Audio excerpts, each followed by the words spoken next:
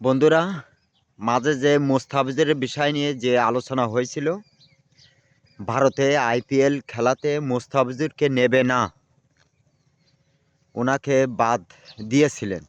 দেওয়ার পরে বাংলাদেশ সরকার, বাংলাদেশে যে আইসিসি বোর্ড আছেন,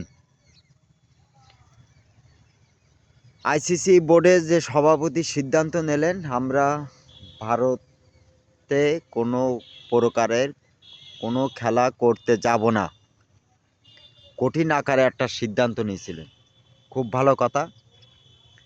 এখন আবার নতুন করে মোস্তাফিজুরকে ভারত সরকার বলেছে যে মোস্তাফিজুরকে নিয়ে আসো, আবার ওনার খেলায় যোগদান করার জন্যই অনুমতি দিলাম।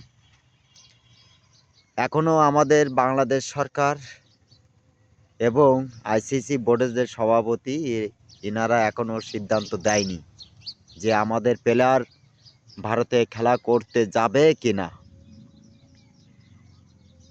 এখন মোস্তাফিজুরই কড়া নিরাপত্তা দেবেন, যেরাম সরকার যেভাবে চলাফেরা করে, পুলিশ প্রশাসন চতুর্থ সাইডে থাকে, মোস্তাফিজুরকে ওইভাবে নিরাপত্তা দেওয়া হবে, সেইভাবে ভারত সরকার ঘোষণা দিয়েছেন।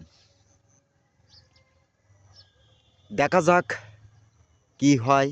তাহলে মাঝে বলছিলাম মোস্তাফিজুরের একটু দাম আছে কি না, এবারে বোঝা যাচ্ছে।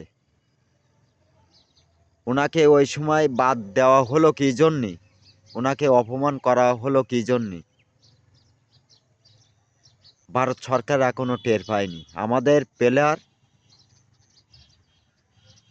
খুব কঠিন আকারে শক্তিশালী একটা প্লেয়ার, ওনাকে বাদ দিলে অনেক দেশ আছেন তারা কোনো প্রকারে ভারতে খেলা করতে যাবেন না, কঠিন আকারে একটা সিদ্ধান্ত নিয়েছিলেন। যাই হোক, এখন একটা সিদ্ধান্তই চলে আসলেন ভারত সরকার।